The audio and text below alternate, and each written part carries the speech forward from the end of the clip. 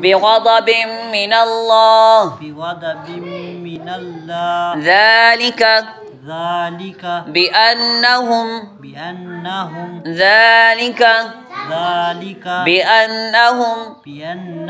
كانوا يكفرون بآيات الله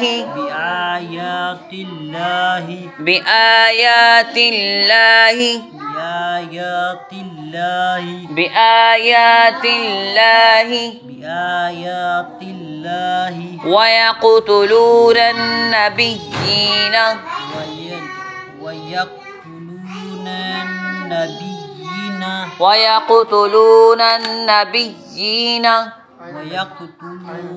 النبيين بغير الحق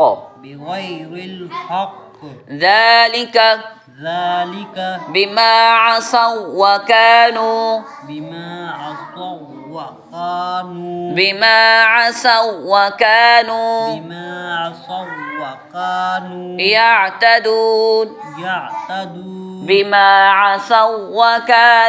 يعتدون كانوا